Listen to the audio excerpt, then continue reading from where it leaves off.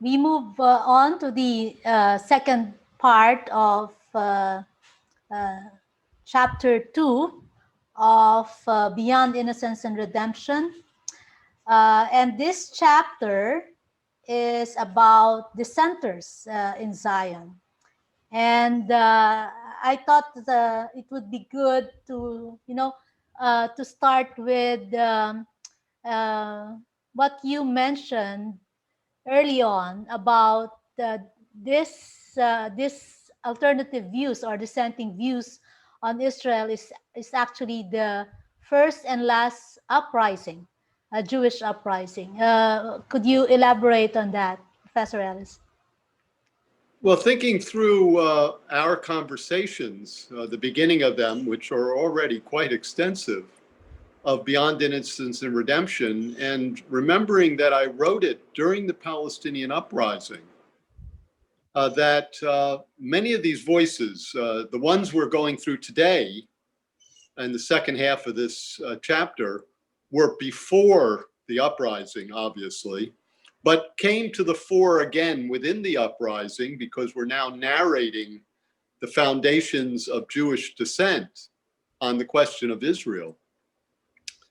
During the uprising, and one of the reasons that this book is so intense, and I'm reliving it now 30 years later, very intense, is that during the Palestinian uprising, 1988 and 99, 89 and 90 especially, there was a collective question posed to the Jewish people for the first time, really, as a collective, that something had gone wrong in Jewish empowerment in Israel.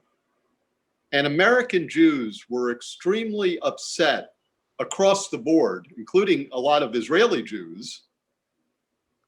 And there was a collective reckoning, or there might have been a collective reckoning. There was enough upset that there was a reckoning, or could be a reckoning, and it was shut down. And I was thinking yesterday that this was the last time, it may have been the first, but also the last time that Jews as a collective weighed in on Israel. After the Oslo agreements in 93, again, this time frame is very, very compressed. There have been dissenters, and sometimes more dissenters, with more information today, for sure.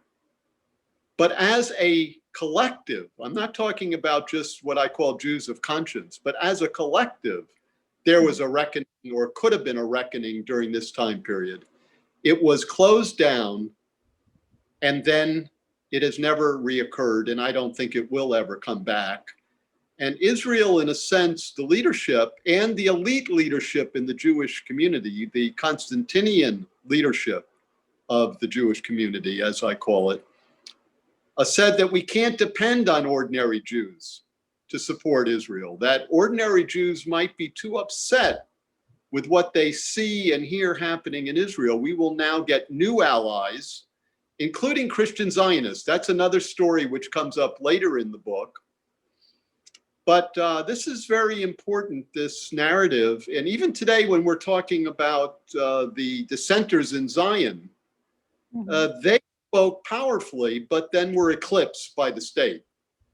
This upset during the uprising was dissent, and then it was closed down again. There will never be a dissent in the Jewish community. So this is a watershed moment where Jews could have decided on a new path, on a different path, and didn't. And we'll get back to it, but it's very important. This is why this book is so intense, I think, because the Jewish world was so intense, and I tried to capture it in my own way. But it has never been this intense, even though there is more dissent among a portion of the Jewish community, but they're in exile. They don't relate hardly at all to ordinary Jews who are going about their life. This is different, and therefore this period was highly political. The dissent we have today, which is often more radical, is to my mind apolitical. Now, that's a very controversial Yeah. statement. It seems much more political today and focused, but it doesn't speak to ordinary Jews or to the American community in general or to the world. In my view, it speaks to a cadre of folks who are so committed, true, doesn't reach across the aisle. And politics is not only speaking to the choir, it's speaking to those who disagree. And when I wrote this and was traveling on a Jewish theology of liberation and Beyond Innocence and Redemption, I was talking to people who didn't agree with me, some of whom wanted to shut me down and some of them who wanted to murder me. There were some silent supporters and a few vocal supporters, but in the main, this discussion was out with people, ordinary, what we call ordinary folks. That's different than speaking in academic conferences in language that no one can actually decipher, with huge words and new words that aren't going to go anyplace. So I have a view of this reliving Beyond Innocence and Redemption as reliving the last uprising of the Jewish people as a collective, because when they heard what was happening to Palestinians and saw it, many of them for the first time on television and in the New York Times and in the New York Review of Books, this hit the Jewish community like a ton of bricks.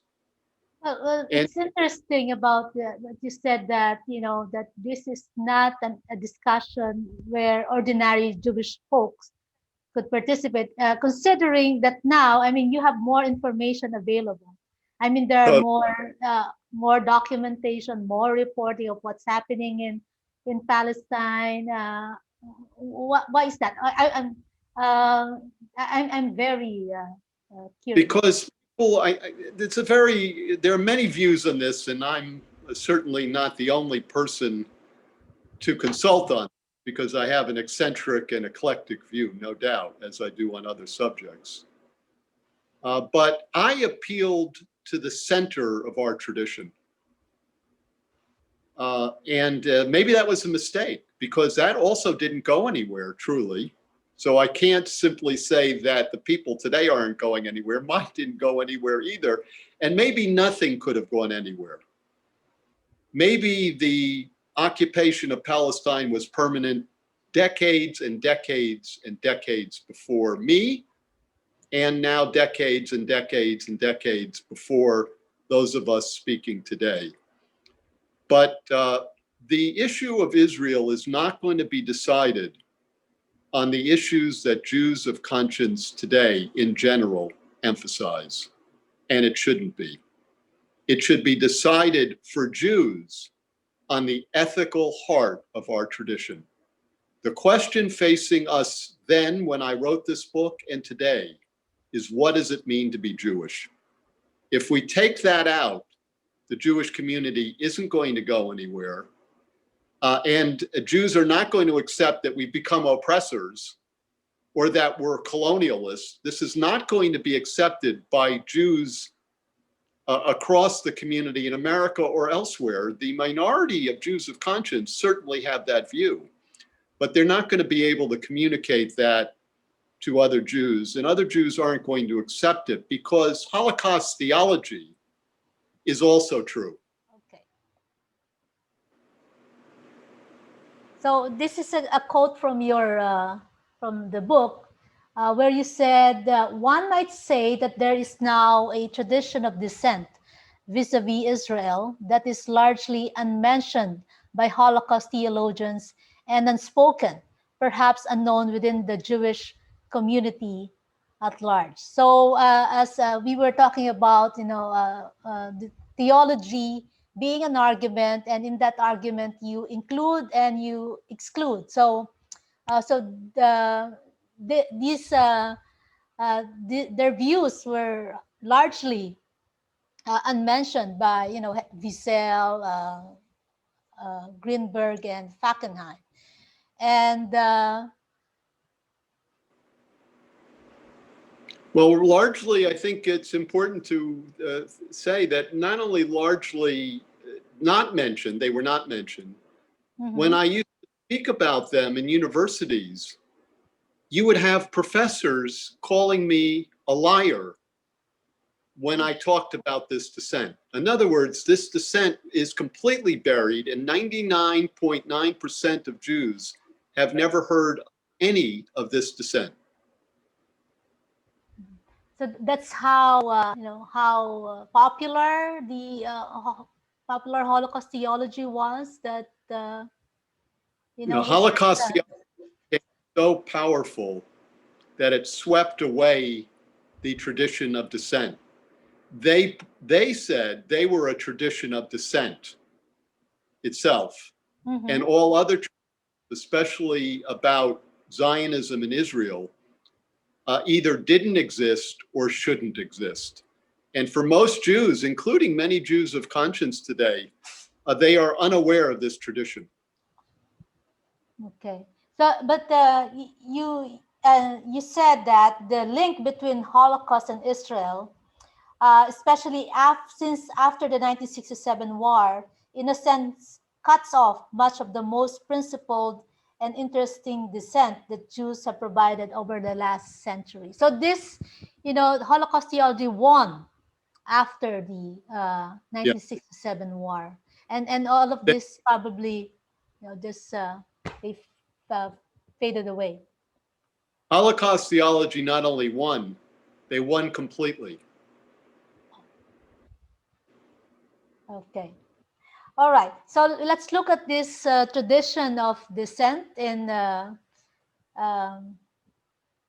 this discussion about Israel. You began with the discussion of Zionism as it was studied by Shlomo Avineri in his book, The Making of a Modern Zionism, The Intellectual Origins of the Jewish State. And you said that Zionism was less a response to anti-Jewishness or even religious sentiment, though both were surely present, than to the challenge of liberalism and nationalism. About the Jewish problem, was Zionism, at least during this early period, a response to what was called then the Jewish problem? The inability of the Jews to integrate in a modern society. Yes, typically today we think of Israel as a return to the land, the Bible, and we're thinking of the Jewish tradition, and all of that is part of it. But here, this is very important. When Jews were confronting modernity, we have the history of anti-Semitism, which is also emphasized today, and is certainly true. A history of Christian anti-Semitism toward Jews in Europe. But actually, Zionism and the Zionist idea, a huge volume edited of the Zionist thinkers of the 19th century and early 20th century, was the question of where would Jews fit, or would Jews fit in modernity? Because the Enlightenment and modernity had also anti-Jewish elements. And liberalism was defined as an inclusivity at one level, but it was an inclusivity toward a certain ideal that Jews didn't fit. So with the coming of the nation state and modern life, Jewish thinkers wondered what would be the future of the Jewish people. Would Jews be included or excluded? If they were included, would they be included as Jews, where Jews could also define themselves, or would they be included only if they became something else, like Protestants or Catholics? There was a Christian flavor to European modernity and nationalism. So the secularity of modernity, which we think of as secularity, is very complex for Jews, because in general, Jews wanted to be included, but also on their own terms.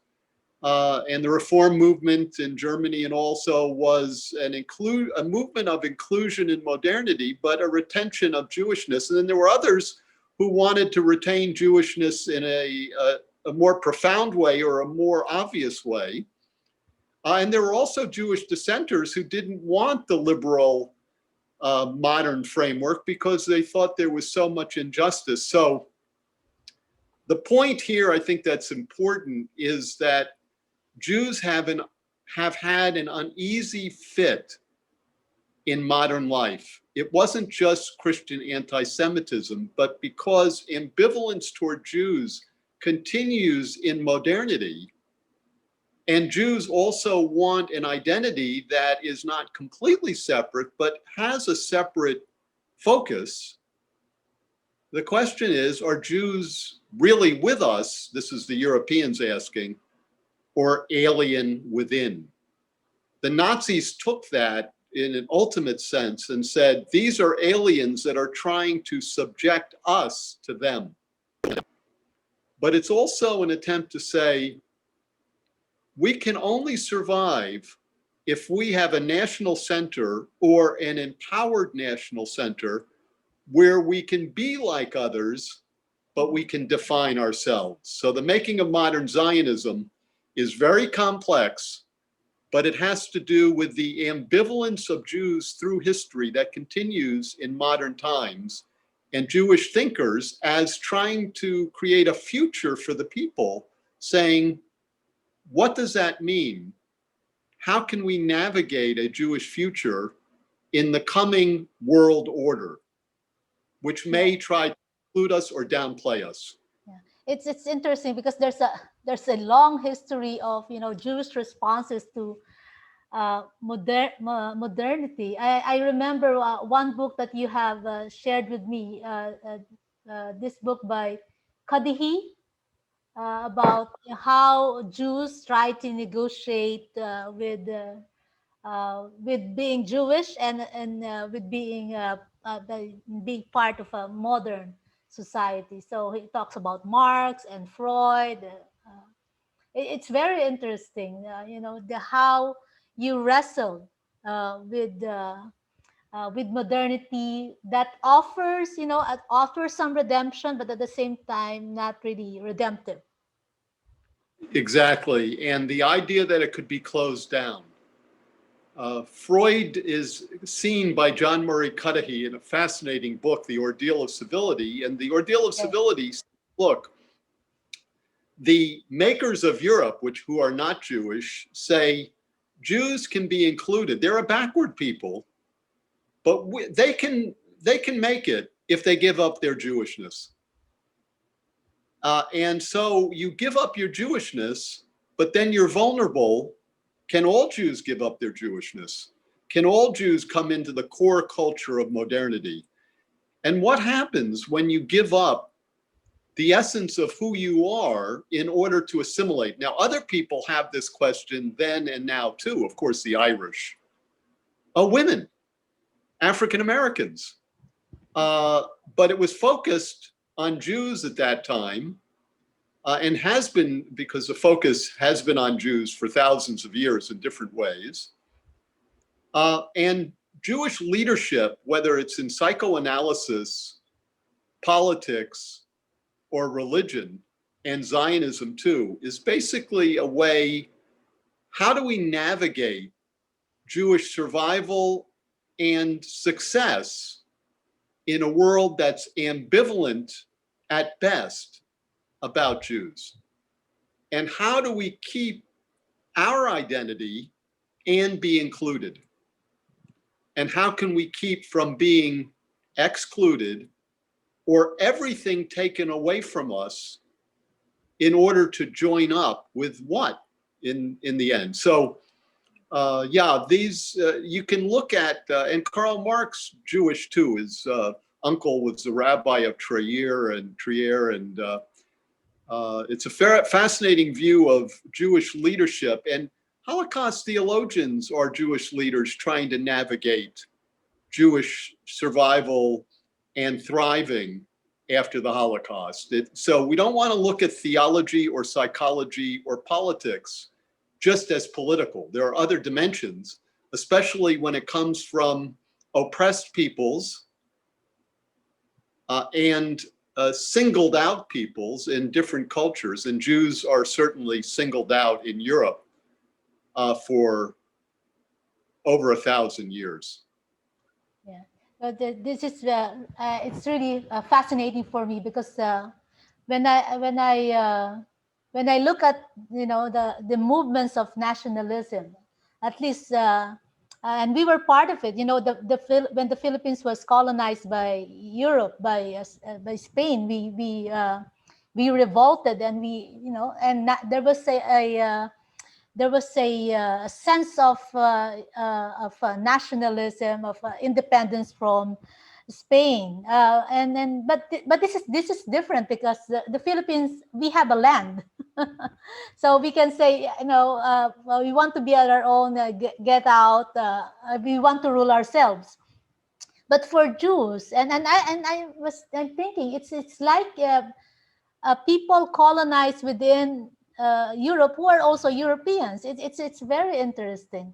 Right. Yeah. You can look at, and some of the Zionists did look at Israel as a decolonizing movement for Jews. And this is why Zionists often could talk about a Jewish liberation movement in Israel. Now, for Palestinians, it was also a colonial movement. But again, we've simplified the arguments now. And this is why it's important to look at history, not to justify what happened to Palestinians. That's not my issue. But to understand that Jews weren't coming to Palestine simply to make Palestinians subject of Jewish power. That's a misnaming of history, and it trivializes history. It may even trivialize the suffering of the Palestinian people. Jews, the early Zionists had a question. What does it mean to be Jewish?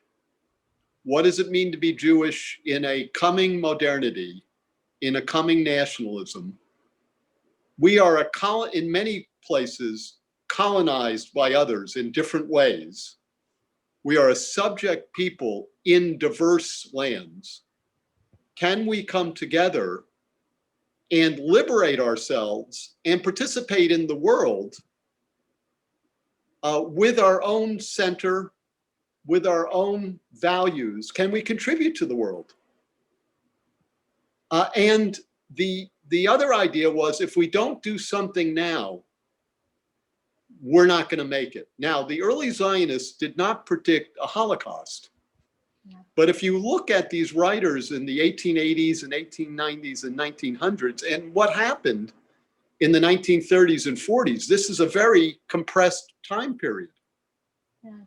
This is not a long time period. So they did not predict the Holocaust, but they asked the question about whether Jews would be excluded.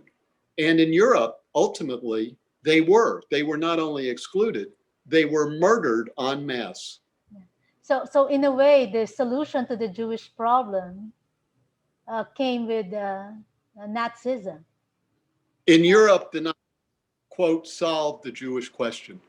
Now, there are Jews in Europe, obviously, in the United Kingdom and in France in great numbers, and more in Germany coming from Russia.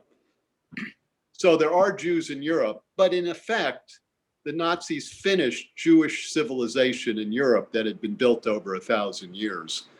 Now, again, the Zionist thinkers, the early ones, did not think of that in that way, but in fact, they weren't wrong. And that's very important. When we understand justice and injustice, it doesn't mean we have to give up the complexity of history, and it doesn't justify injustice. But if we don't take into account the complexity of history, of a people's history, we can't understand where we have arrived. And we don't have the resources to oppose the injustice that has occurred.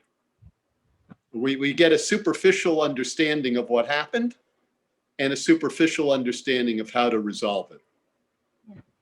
I think this is really very important part of that need to be revisited. Okay, Professor Ellis, let's move on. Let's begin with the arguments made by Ahad Ha'am, Asher Ginsburg, and here I'm quoting a text from his essay "Nationalism and Jewish Ethic." Of course, this was edited in 1962. So let me just read it. So this will be the start of our the discussion about Ahad Ha'am.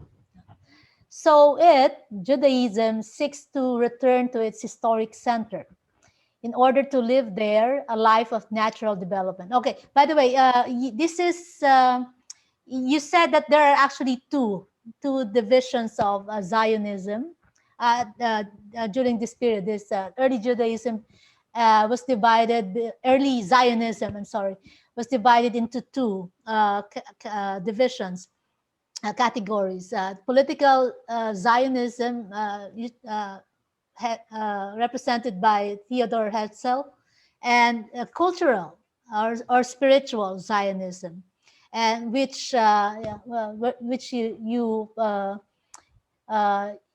place Ahad Aham in that category. So he's a cultural or spiritual Zionist. And he said that Judaism seeks to return to its historic center in order to live their life of natural development, to bring its powers into play in every department of human culture, to develop and perfect those national possessions which it has acquired up to now, and thus to contribute to the common stock of humanity. In the future, as in the past, a great national culture, the fruit of unhampered activity of a people living according to its own spirit. It's quite a romanticized view of a Jewish culture. Is that right? It is. And cultural Zionism or spiritual Zionism or homeland Zionism, and we can discuss how that comes together, has that dimension. But it's so we have Ginsburg saying, well, we have a historic center. Well, that was a long time ago, but in Jewish life, very important still. In order to live there a life of natural development, that is, where you began is where you develop. And it's been cut off in a sense with this diaspora, that the center has not been vital. And it needs to become vital again in order for the people, Jews, wherever they live, to be influenced by it. And the national possessions it talks about, to develop and perfect them, is the idea is that Jews, even in the diaspora, are a nation. Not necessarily a nation with the boundaries that becomes the nation state in the modern period, but that from the beginning, Jewishness was not developed around a religion, but a sense of communal identity or a national identity. And here he says, for Jews to contribute to others, to the world, we need to regain this vitality. The diaspora without a center has been sapping our ability not only to develop ourselves, but to contribute to the world. This great national culture, not the state, and the fruit of unhampered activity of a people living according to its own spirit. The idea that Jews are like others and also unlike others, that we, like other peoples, have a spirit which has to be nurtured. And as you said, others in the Philippines, for instance, you all live in the Philippines, and you can have conquerors and you can have liberation movements, but that's your land. But Jews had a land, the biblical land, in their texts and in their liturgy and in their imaginings And there was a Jewish community in Palestine. That's another issue, because again, this is complex too. But it wasn't organized in the way that Ginsburg is thinking or other Zionists are thinking. And in the modern period, this could finish off the vitality and the nationality and our contributions to the world. We were coming to an end point, they thought, that we had been suffering this loss of vitality forever. But if we didn't now have that revised and revamped and revitalized national center, there may be no other time to do it. We had come to the end of the line. We either did it now, or we would lose our own inner vitality. But it's also important. We would also lose our ability to contribute to the world. It wasn't just internal for Ginsburg or for these early Zionists. They had a sense that Jews had something to give to the world, but how could we give it if we didn't have it ourselves anymore? How could we get it ourselves? By reconnecting with our natural land in Palestine and reviving our community there for our sake and for the sake of the world. Okay. So, so the development of culture is very much tied with the land, and that's why he favored the Jewish settlement, although not a large size Jewish settlement. He said it could be a gradual settlement, and only for Jews to get involved in agriculture, crafts, sciences. Because these early Zionists felt that we were in the diaspora, we were forced out of occupations and forced into occupations. We didn't live, quote, a natural life that other peoples did. We were confined, not only in where we lived, but what we did and what we couldn't do. The idea of the early Zionists was to get Jews back to a more natural life in the land from which they came. That's one.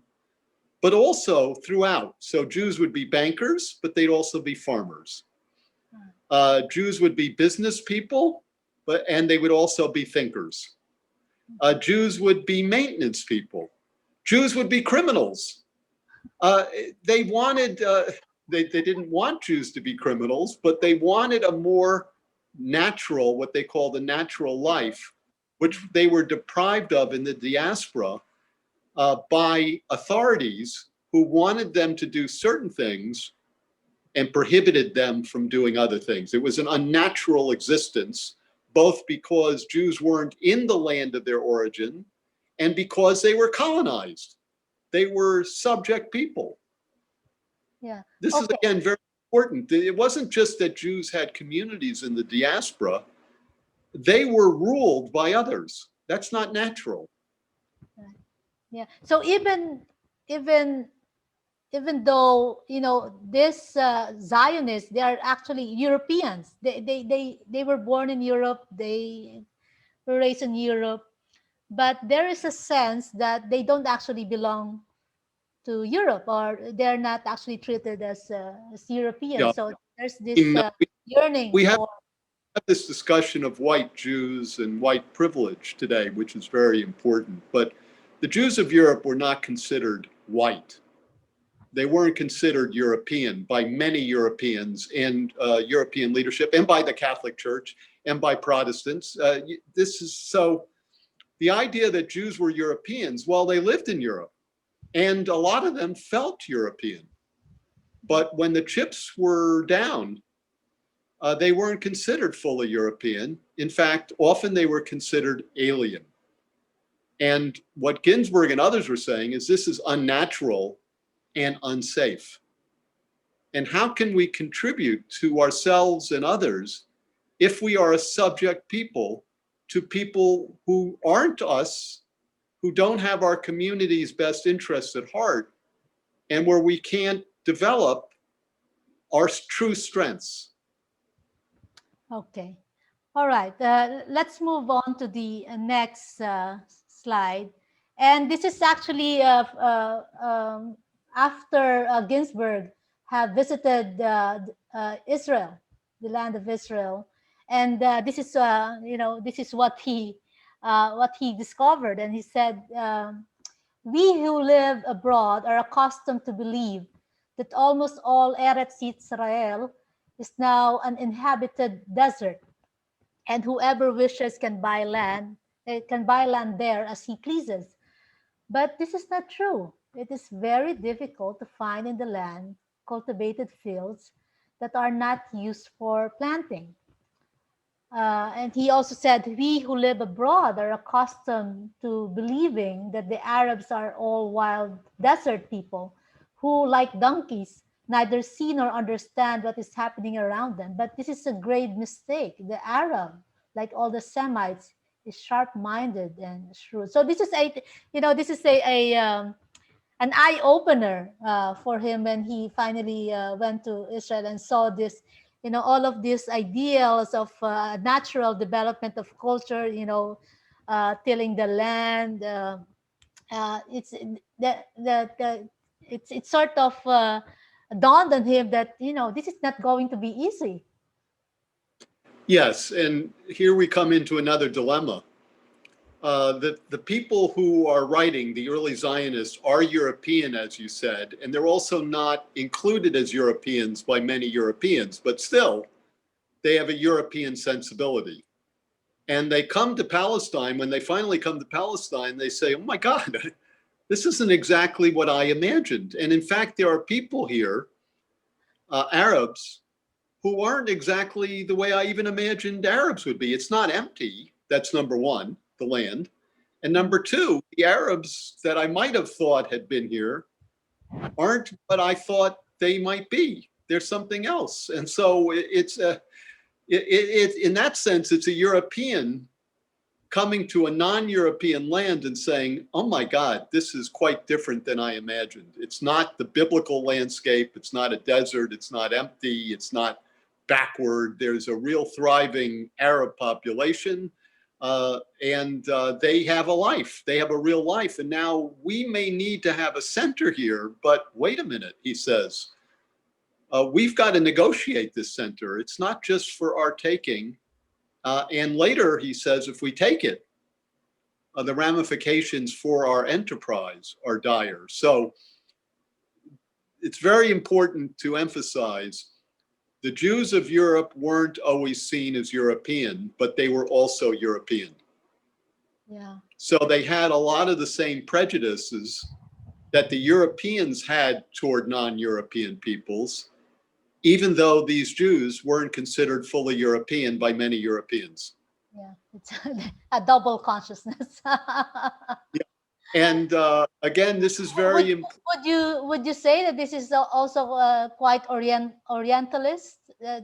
How they see the Well, Arabs? the discussion of Orientalism, as I said in one of our earlier conversations, the most Orientalized people in history are Jews by Christians and Muslims. So I want to make that point, which is never talked about and never responded to. So I want to make that point. But yes, when you get into biblical imagery and when you get into European imagery of the Orient and the Middle East and all, Jews participated in that too, even though they were being Orientalized in a very, very negative way by the people they lived with. So yes, and this was a fault. But remember, they didn't have the internet. They didn't have plane travel. We've got to go back into history and ask what was going on, but see why it was going on. They didn't have National Geographic, so this is a completely a different historical period than the one we're in. Okay. Moving on to another, and this is what his observation, and he was really appalled and with what he saw about, because there were already European Jews that have immigrated to Palestine, And what he saw there really disgusted him. And he said, one thing we certainly should have learned from our past and present history, and that is not to create anger among the local population against us. We have to treat the local population with love and respect, justly and rightly. And what do our brethren in the land of Israel do? Exactly the opposite. So he was talking about, the cruelty and brutality of some of the Jews who have come to Palestine to live in Palestine. And notice the rhetoric, again, very Jewish. He says, what do our brethren do in the land of Israel? He doesn't say, well, they're good and bad. And, everybody, there's this and that in every population. He says exactly the opposite. This is a righteous anger that he has, a prophetic anger. And he's watching his own view of things, his own view of the Jewish world in the future dissipate in front of his eyes. He's watching, he's experiencing a deep, irrevocable disappointment with his own people. We should know better. Yes, we need a national center in Palestine. Yes, but look what we're doing. We are squandering our last chance. So it's a very strong statement. On one hand, it's paternalistic about a local population, but that goes back to Europe, where Jews are always negotiating with their neighbors and sometimes getting some safety and other times not. So we should know that, even if we have a special mission, and we need to act justly and rightly, not just, make nice. We need to be just. But what do our brethren in the land of Israel do? Exactly the opposite. Yes, that's it's a critique, a righteous anger, as you said. Okay, let's go to Judah Leon Magnus, who is who was an American rabbi who emigrated to Palestine and became the chancellor of Hebrew University. So a very, he says, very respected Jewish leader. Okay, so Judah Magnus has a very interesting view about, if there's going to have a Jewish presence in Palestine, and this is what he thinks about the meaning of the Jewish presence. And he talks about, internationalism and universalism, and also a kind of particularity. So he said, the Jew who knows and thinks so little of himself as a Jew that he can in very truth say he is no Jew, but an internationalist, universalist like Trotsky. And the Jew who has so thoroughly grounded himself in his Judaism that his universalism becomes the development and crown of his Judaism. So he was talking about two kinds of Jews that who become universalist. So he say that it can go two ways, either this or this, and he of course he is for the latter, to ground yourself in your own Jewishness, and that and you develop your universalism from that. Yeah, Magnus is a fascinating character, again, almost completely forgotten in Jewish history. Who he's no longer mentioned at all. No, well, it's again the Holocaust theology and other movements have made this dissent almost impossible to find. Magnus went to Palestine in the 1920s, so this is before Hitler and before the Nazis. Mm-hmm. And as a Reform rabbi, an American Reform rabbi, and he found that the universalism in Reform Judaism, which was completely anti-Zionist until the formation of the State of Israel. That's another story, which most Jews don't know, especially Reform Jews. He found that to be too simplistic and empty.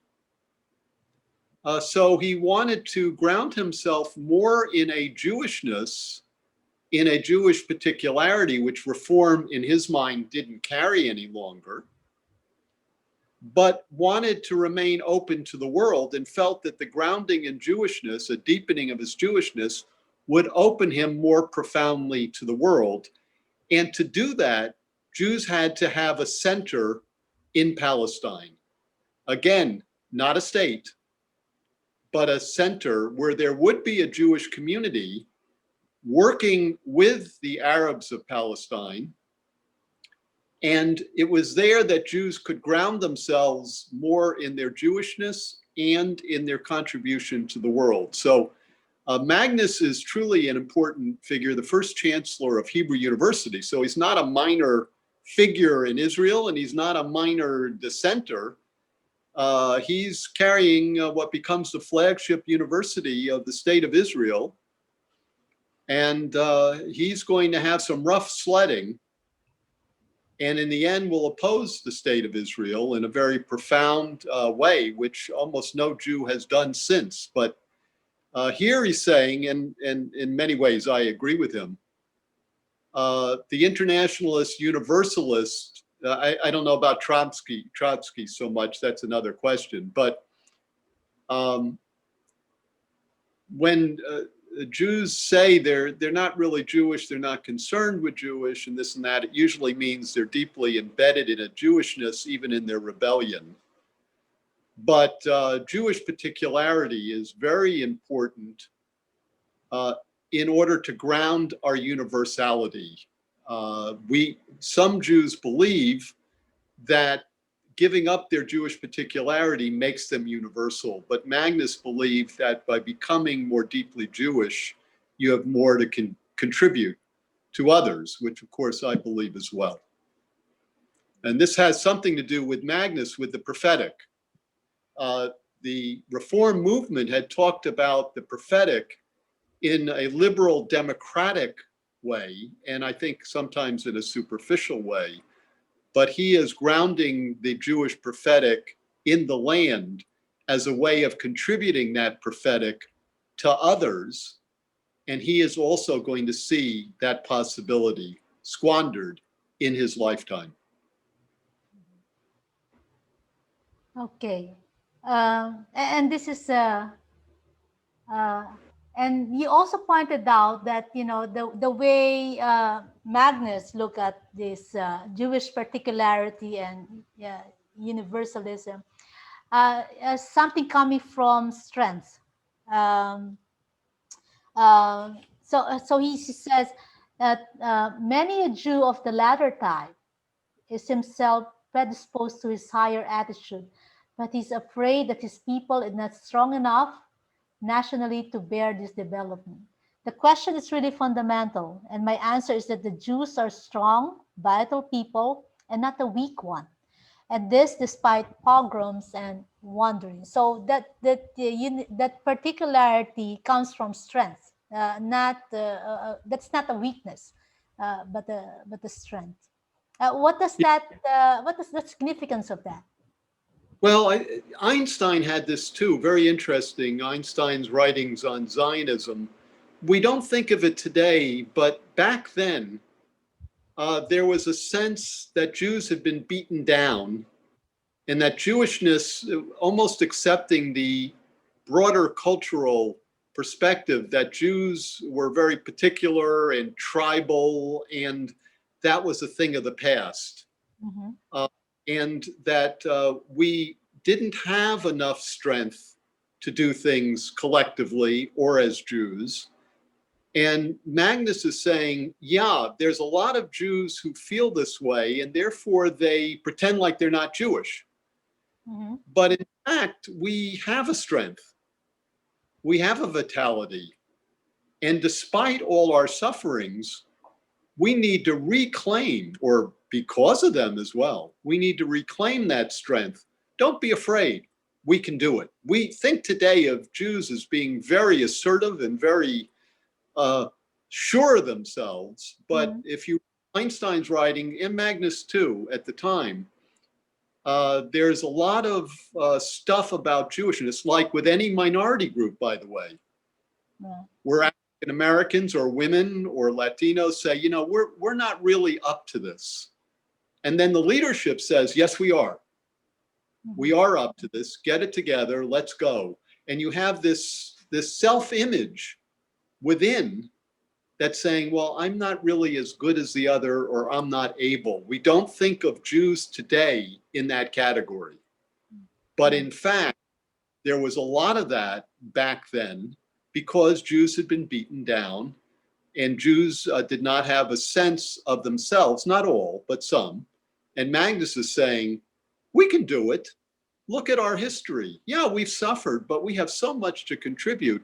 And again, he thought that reestablishing a vital center in Palestine was crucial to that sense of self-improvement and self-worth. So in a sense, Magnus and Ginsburg too thought of Zionism as a self-help movement.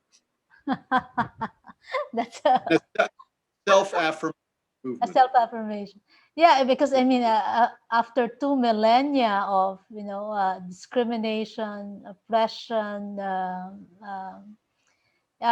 it's actually amazing how how Jewishness would survive in a very hostile environment. And again, too, this is very important, that the early Zionists were anti-assimilationist in this sense. They wanted to be modern, but they wanted to be Jewish. And they felt either that modernity would reject us or we would reject our Jewishness in our inclusion. So they were anti-assimilationists in a way, and Magnus believed that the way not to assimilate was to have a vital center where we had a strong sense of ourselves, but that wasn't to close ourselves off.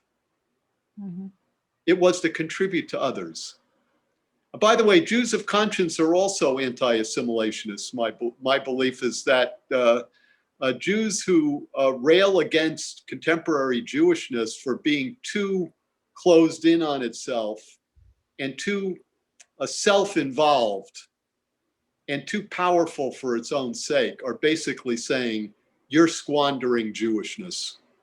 We're not going to let you. Even if some of those Jews say, it's not important that I'm Jewish, I'm just for justice. They're actually railing against the idea that Jewishness could fully assimilate to injustice. So these Zionists were anti-assimilationists. Even the Reform Jews among them and the secular Jews among them, they wanted a Jewish identity that was empowered in its own way in order to contribute to Jews, the future, and to others. Yes.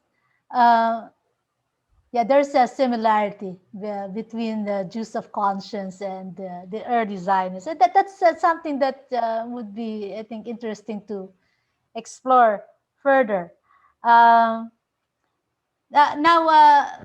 Magnus said, he says that there are 3 chief elements of Jewish life that was needed for this kind of, self-improved Jews.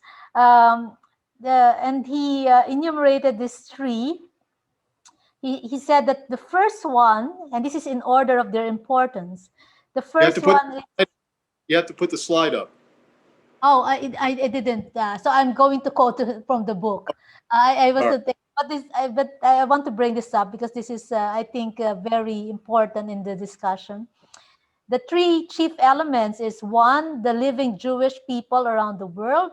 Second, it's a Torah, seen in its broadest sense of the documents. Now, it's not just limited to the Bible, but would include history and ethical ideals of the Jewish people. And the third one is the land of Israel. So he put the land of Israel third. Yes. It's more important to have living Jews all over the world. So he was for the, for the diaspora, and this, but this. core of ethical ideals. with a vital center. Yeah. These Zionists, these dissenting Zionists, believe that the vital center was crucial to the Jewish people worldwide, that not all Jews had to live in that area in Palestine, but that the vital center was crucial to everything else that was Jewish. It wasn't the first thing where everyone had to live, but it was crucial to underpinning a future where Jews could be themselves and could contribute to others. Okay, so with Ginsburg and Magnus, it was clear that there was no sense of military occupation. That Crucial, yeah, totally. no military. Okay. We still have more from Judah Magnus. Okay, and this is, as he started to see, although he died in 1948, so he didn't really, did he see the creation of the state of Israel? Or He was witnessing the creation of the state and opposed the state. Yeah, and I think was his reaction when he saw how the process that involved in the creation of the state of Israel. And he said, Palestine does not belong to the Jews, and it does not belong to the Arabs, nor to Judaism or Christianity or Islam. It belongs to all of them together. It is the Holy Land. So he say as you said, a binationalist. People together, working together.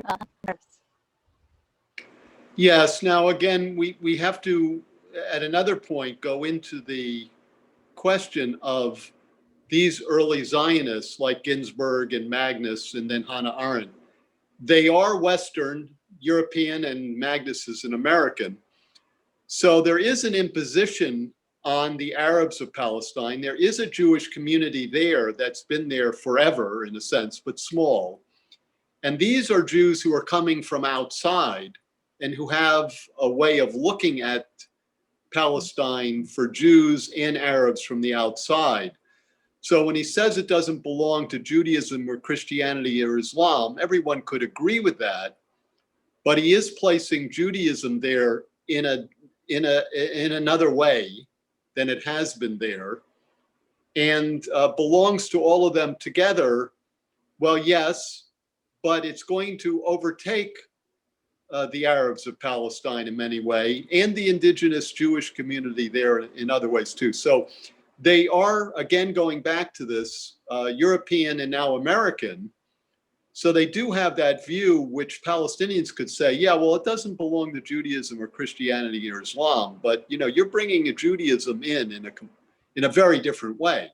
But that's another discussion for later. I'm simply pointing out that these Jews of European and American background are bringing some dynamic, even when they're generous in their understanding and want to act justly. Mm-hmm. They're bringing a colonial sensibility into that mix, mm-hmm. which is ultimately going to displace the Arabs of Palestine, whether they intended it to or not. No. Yeah. Yes. Yes, I think that's important to emphasize. Okay, and now we go to Hannah Arendt, who continued Magnus's work, and this is from this entire quote came from her essay. After the establishment of a Jewish state in 1948, and this is an essay entitled "To Save the Jewish Homeland, There is Still Time." So it's interesting that she wrote an essay to save the Jewish homeland when the state of Israel was created in 1948, and to her that it's very troubling. She was really disturbed by that, by the creation of the state of Israel in 1948. And this is from that essay, and I'm glad I saw a copy from the website. It's in a commentary, the magazine commentary. Okay, so let me read this. I think it's a very interesting point of view. Nevertheless, Zionism had in actuality always been a partisan and controversial issue. The Jewish Agency, though claiming to speak for the Jewish people as a whole, was still well aware that it represented only a fraction of them. This situation has changed overnight, with the exception of a few anti-Zionist diehards whom nobody can take very seriously. There is now no organization and almost no individual Jew that doesn't privately or publicly support partition and the establishment of a Jewish state. Even more surprising than the growing unanimity of opinion among Palestinian Jews on one hand and American Jews on the other is the fact that they are essentially in agreement on the following more or less roughly stated propositions. The moment has now come to get everything or nothing, victory or death. Arab and Jewish claims are irreconcilable, and only a military decision can settle the issue. The Arabs, all Arabs are our enemies, and we accept this fact. Only outmoded liberals believe in compromises. Only Philistines believe in justice. And only Shlemiels prefer truth and negotiation to propaganda and machine guns.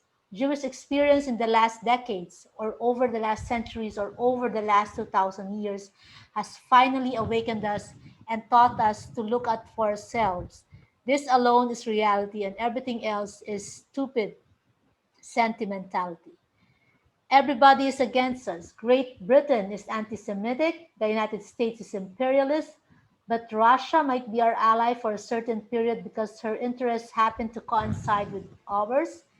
Yet, in the final analysis, we count upon nobody except ourselves. In sum, we are ready to go down fighting, and we will consider anybody who stands in our way a traitor, and anything done to hinder us a stab in the back. It's a surrender. It's just that we have given up. And why was she so upset, uh, Professor Well, Ellis? Hannah Arendt is fascinating, of course, in many ways, and her most of her writing is on the Jewish issue. She's known as a philosopher now, but her philosopher is basically Germanic, very abstract, and her best writing is at the moment on these issues.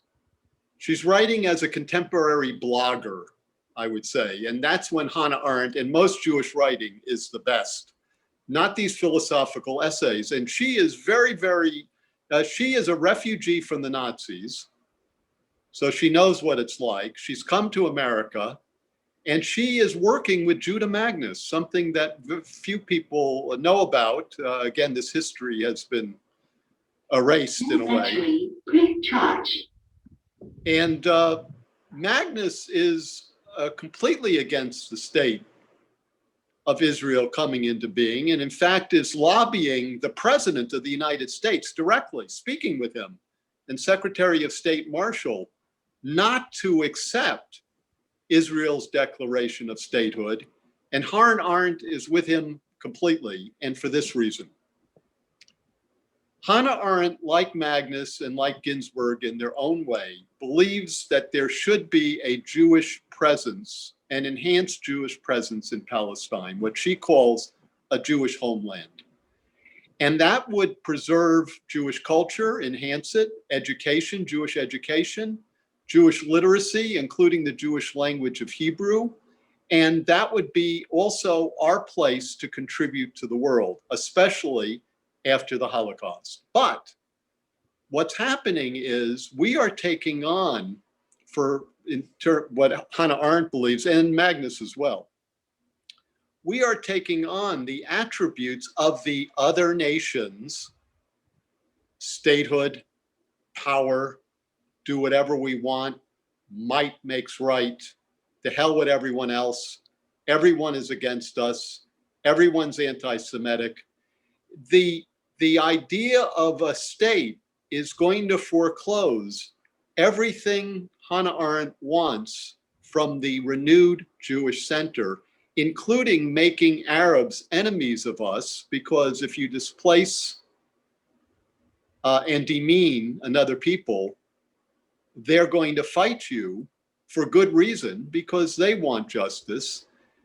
These barriers are going to defeat what we want. And in another way, it's going to militarize the Jewish people. In order to have a Jewish state of Israel, the state of Israel will have to be militarized, and Jews around the world will have to be militarized in order to support that state. So she was very prophetic in her understanding. Prophetic warning. Yeah, thinks there's time to save the Jewish homeland, but if you read her, you know it's not going to happen.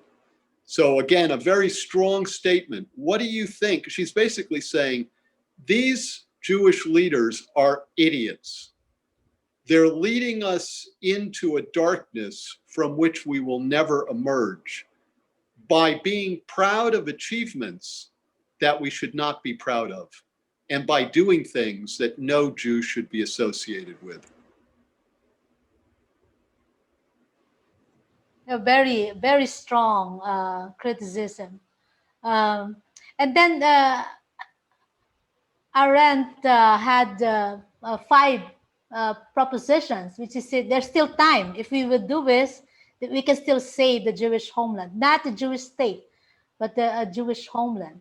And these are the 5 propositions. The real goal of the Jews in Palestine is the building up of a Jewish homeland. This goal must never be sacrificed to the pseudo-sovereignty of a Jewish state. Second, the independence of Palestine can be achieved only on a solid basis of Jewish-Arab cooperation. Third, elimination of all terrorist groups and not agreements with them, and swift punishment of all terrorist deeds and not merely protests against them. I think there's a background to this, which maybe you could explain. I'm not very clear with this. And then immigration to Palestine, limited in numbers and in time, is the only irreducible minimum in Jewish politics. And the last is local self-government and mixed Jewish-Arab municipal and rural councils. And he ended that essay with, it's still not too late. There's still hope. So what do you think these propositions would do to save the Jewish homeland? Put the first slide, and I'll go point by point. Okay. Put the first slide. The real goal of Jews in Palestine is the building up of a Jewish homeland. The goal must never be sacrificed to the pseudo-sovereignty of a Jewish state. Hannah Arendt didn't believe that Israel would be sovereign in the sense that it would always be dependent on outside powers to buoy its power, which of course had happened. And that a pseudo-sovereignty of a Jewish state would involve the militarization, as I said, of the state and Jews around the world. And that would mitigate against all of the benefits of a homeland. Everything that we wanted to do in terms of rebuilding our inner structure of life, language, and education, and our contributions to the world would be consumed by a militarism that would be there till the end of time. So that's the first. It would destroy everything we should want. Mm-hmm. And the independence of Palestine can be achieved only on a solid basis of Jewish-Arab cooperation. Magnus and Hannah Arendt did not want the division of Palestine. They wanted Jews to live in Palestine with Arabs within one configuration or one state. So that the only way that could be is if Jews and Arabs, or what we would call today Jews and Palestinians, would live together, cooperate together, educate together, and govern together. So they were against the declaration of a Jewish state because it would divide Palestine, it would drive out Palestinians, It would militarize the Jewish state and the Jewish people. Everything that we wanted would be sacrificed to that militarization. On the other hand, if Jews and Arabs could cooperate, Palestine could flourish both because of Jews and because of Arabs, and because we had an integrated life, which would also protect the particularity of both groups as they saw fit, but that we could live together. If we were at odds with each other, at war with each other, if we oppressed the Palestinians, the Arabs of Palestine, it would finish off everything. Okay. Yeah, the elimination of all terrorist groups and not agreements with them, and swift punishment of all terrorist deeds and not merely protests against them. The problem that Hannah Arendt and Magnus had, and it may have been naive, but the baseline of most Jews and Arabs in Palestine was to come to some kind of mutual agreement to live together. But there were groups among Arabs, but also among Jews, that she deemed and he deemed as terrorist groups, who wanted to foil the attempt to come together. And she's talking about mostly Jewish terrorist groups, which had decided that only a state for Jews, that is a Jewish state, would suffice. It wanted to overcome all opposition within the Jewish world, and of course against the Arabs of Palestine, and achieve a state that was militarized and had power and was for Jews only. She was against that, and she thought of those Jews essentially as terrorists, and there was a lot of terrorism, both in the war, before the war of, quote, independence for Israel, during the war, and after. And she was against that. She defined Jewish violence against the Arabs of Palestine as terrorism. Immigration to Palestine, limited numbers and in time, is the only irreducible minimum in Jewish politics. Now, this had to do with the Holocaust, because there were hundreds of thousands, tens of thousands, hundreds of thousands of displaced Jews that had survived the Holocaust but had nowhere to go and were going west to America, but also to Palestine. And this immigration was wanted by the Jewish state because it increased Jewish numbers and threatened to change the population structure between Jews and the Arabs of Palestine. And so immigration to Palestine was necessary for Jews, but it couldn't be used against the Arabs of Palestine as a terrorist weapon. So she did believe that there should be a revitalized Jewish center or homeland in Palestine. And she did believe, with Magnus, that Jewish immigrants who had nowhere to go should be allowed in. But they were arguing against that immigration as being a population boon for the Jewish community in order to eliminate power and to dominate the population of the Arabs of Palestine. So that had to do with the Holocaust. And then local self-government and mixed Jewish, Arab, municipal, and rural councils is important. And this is very interesting because she believed, unlike some Jews who wanted a Jewish state that was dominated by Jews and the Arabs of Palestine would be expelled and become a subject people, she was talking about the need of Jews and Arabs to self-govern themselves and to relate to each other in the most basic way, whether it's education, whether it's shopping in grocery supermarkets, whether it was governing Jerusalem. She thought that the mixing of populations and responsibilities would anchor Jews and Arabs in Palestine, and that there could be a real self-determination. But if you eliminated the Arabs of Palestine from government, and including governing with Jews and over Jews in a sense of a shared governance, you couldn't have a polity that was free and just and good for the people in the region as a whole. Okay. So these are really, propositions that, but I'm just thinking, these are internal discussions. And is there a Palestinian participation in all of these propositions? Was Hannah there a Arendt, Palestinian?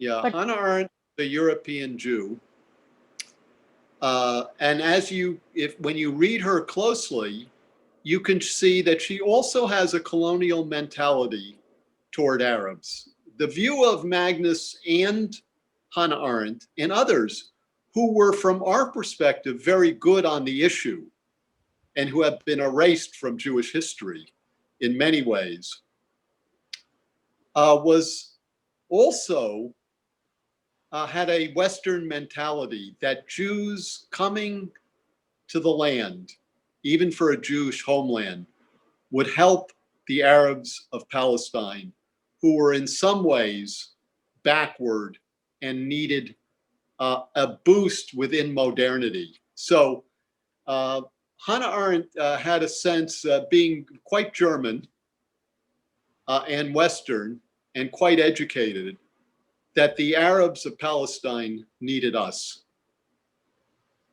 So we have to again go back in history. In one sense, Magnus and Hannah Arendt were extremely progressive, in many ways much more progressive than the Jewish community today, and deeper in their sensibilities about Jewish tradition and Jewish contribution than many dissenting Jews today. On the other hand, they did carry this Western sense of superiority, that the Jewish settlements in Palestine were good for the Arabs. Yeah. So it's sort of an imposition. There was also an imposition. So when you look at these Zionists, you have to parse it. On the one hand, they were extremely progressive, and they were very forceful in their arguments. On the other hand, they were also imposing on the Arabs of Palestine. Okay. Okay. We will talk about Martin Buber. I think at the in the other chapter of the book. But let me just bring up the thoughts of Martin Buber. He wrote an essay, or I think he presented this in a conference, and this is about nationalism, and this is his view on the Jewish nationalism. And he was, if I would read this, he said, you know, we have to be very careful about Jewish nationalism because it again, it's an he is against assimilation. Okay, so this is what he said. Judaism is, and I got that from this book, Israel and the World, his essays in a time of crisis. Judaism is not merely being a nation, it is being a nation, but because of its own peculiar connection with the quality of being a community of faith, it is more than that. And since Jewry has a character of its own and a life of its own, just like any other nation, it is entitled to claim the rights and privileges of a nation. But we must never forget that it is nevertheless a res sui generis, which in one very vital respect goes beyond the classification it is supposed to fit into. So he was, he was saying, okay, we do have the rights to become a nation, but Judaism is not merely being a nation. It doesn't really fit in what he perceives as a Jewish nation.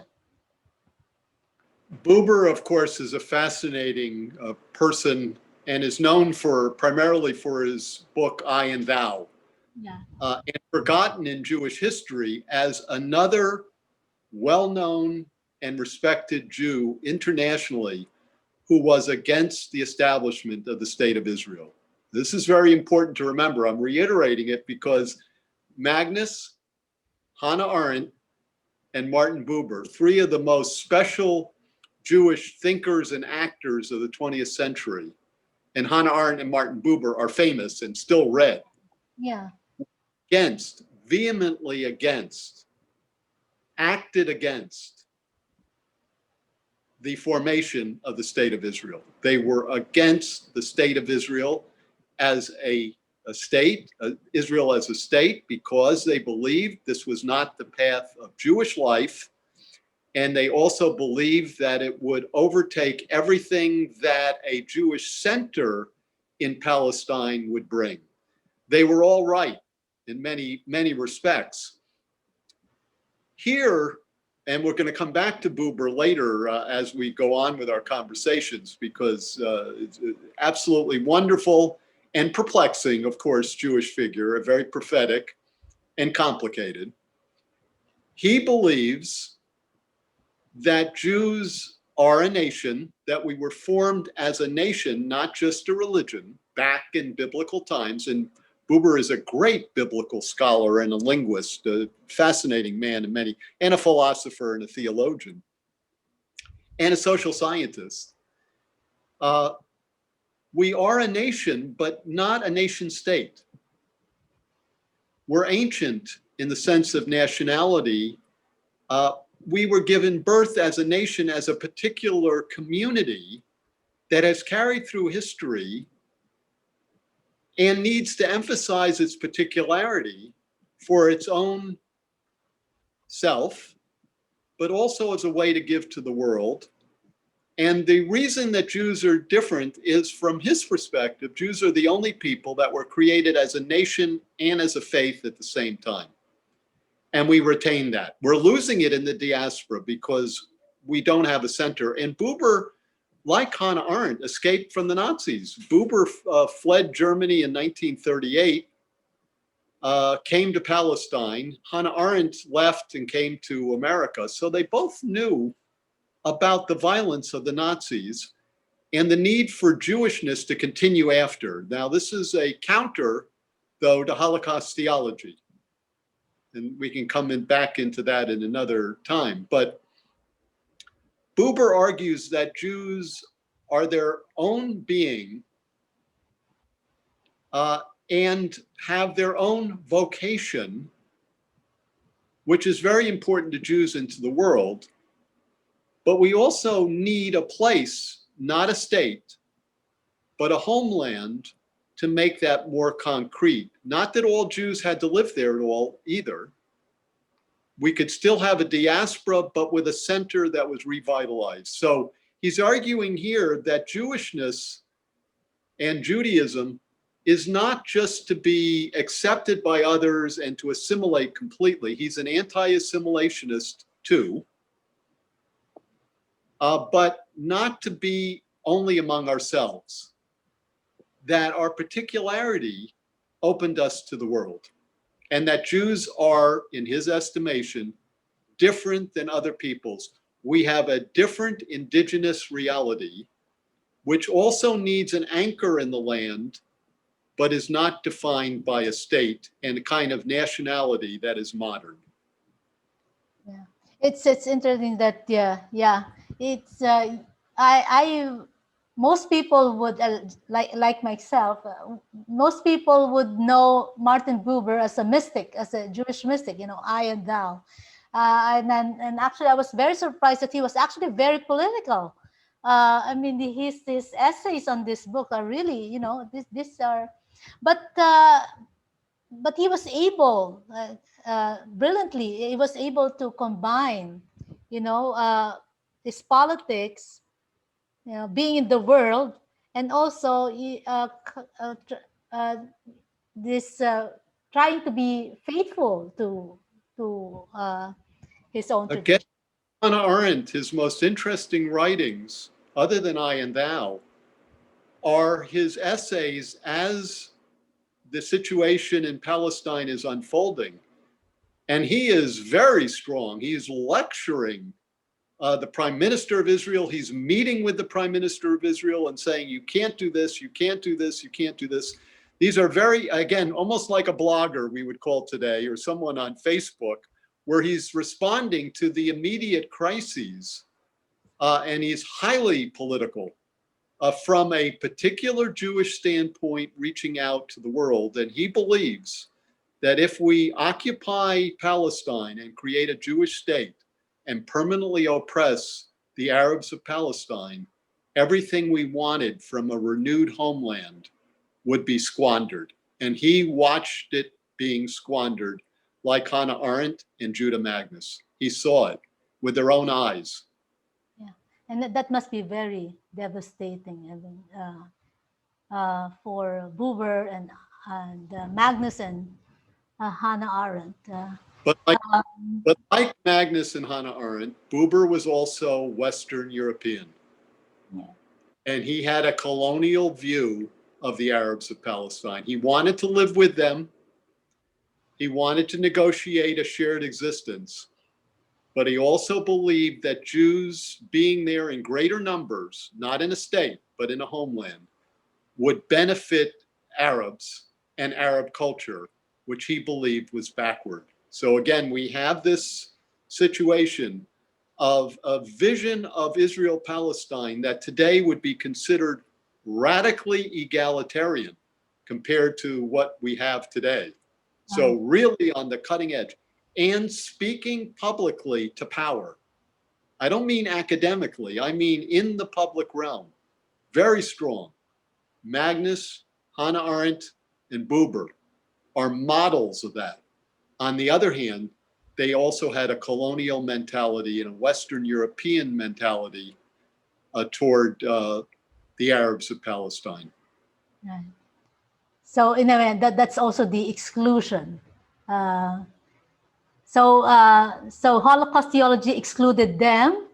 They have also excluded the Arab views.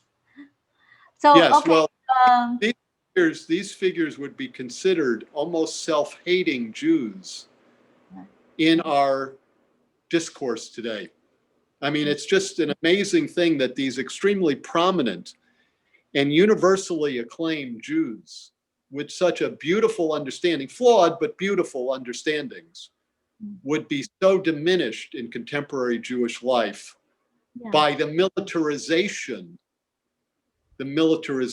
that Hannah Arendt talked about, not only in the state of Israel, but in the Jewish community in America and elsewhere too. We've become a almost completely militarized community that would look askance at these thoughts by these very prominent and deeply felt Jews who are not even remembered now. And most Jews wouldn't even be able to identify what they're writing then as Jewish. Yeah, but as you said, it's interesting because, they are famous Jews, Hannah Arendt. But as you said, she's more known as a philosopher, for the origins of totalitarianism, and then Buber for I and Thou, Judah Magnus for being the chancellor of Hebrew University. It's interesting how their views, their dissent on the creation of the state of Israel was really, it was buried. It's fascinating. How did they, who did that, and how did they do that? But still retaining their presence in Jewish history. Well, they did it because they felt deeply about it, but they were soundly defeated. And Hannah Arendt, for instance, after writing Eichmann in Jerusalem, was so diminished by the outrage in the Jewish community that after that she became silent. Buber lived the rest of his life in the state of Israel with his own complaints but accepted the verdict, what he called, I think, if I remember correctly, the verdict of history, that there would be a state. But he also saw what was happening. And Magnus died in Washington, D.C., lobbying the United States government actually to create a trusteeship of Palestine, which would have meant the introduction, I think, of American troops in Jerusalem to keep Palestine united. So these were critics who were speaking directly to power and were very vulnerable to power. These were not academics in their offices, and they've been erased from Jewish history, more or less. Okay, let me just stop this share and we can go back and wrap up this fascinating discussion.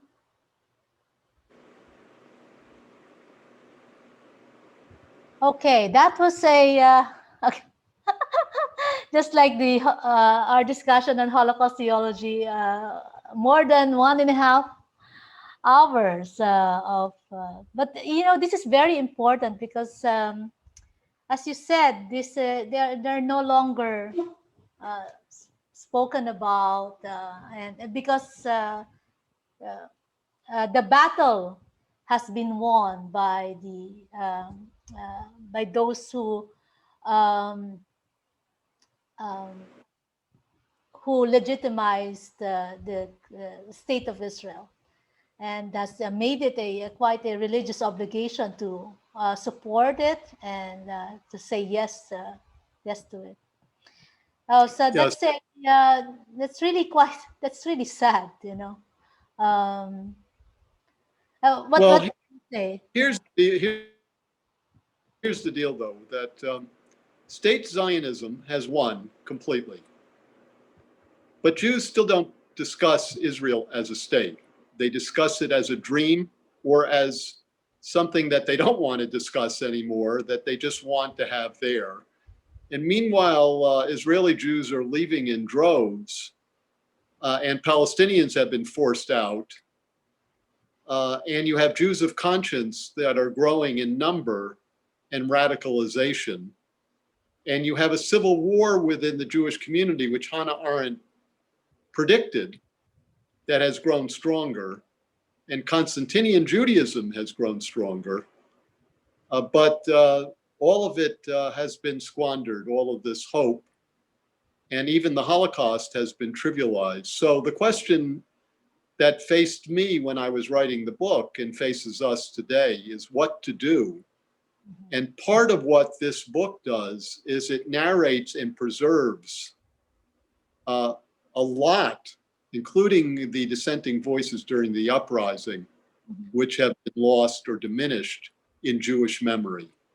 So by bringing Jewish memory back to the present, we have more resources and more depth to address even our loss,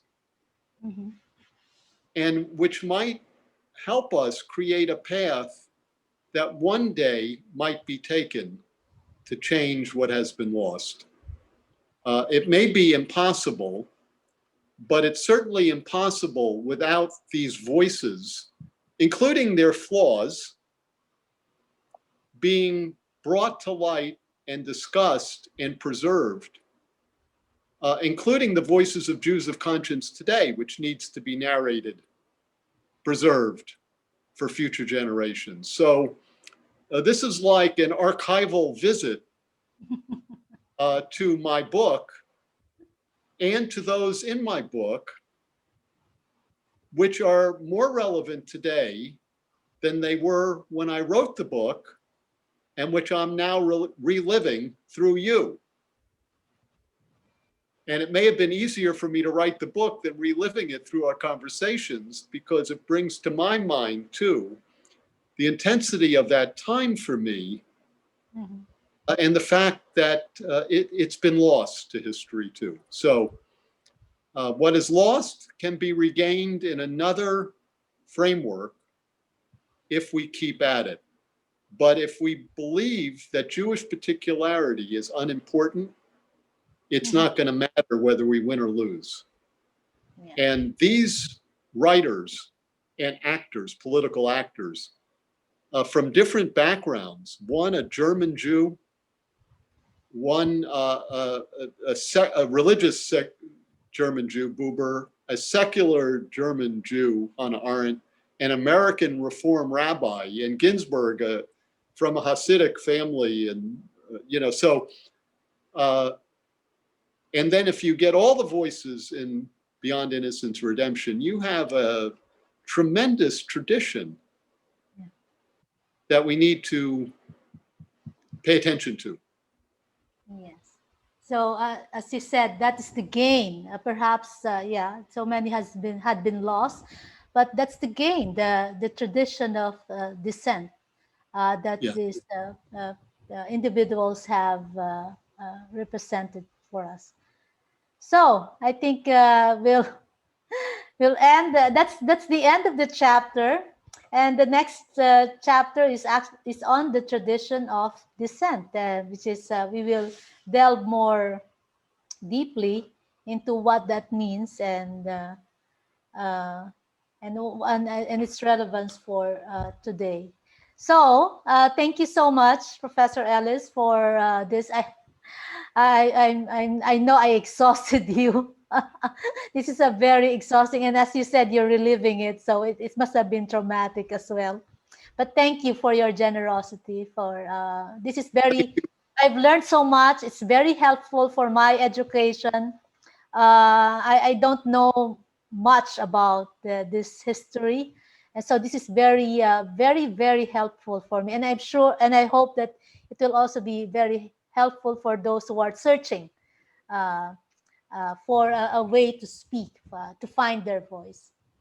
Well, thank you, Professor Coy. You're reviving memories for me, but also maybe memories for Jewish history. And this is very important in its own way. So I'm grateful.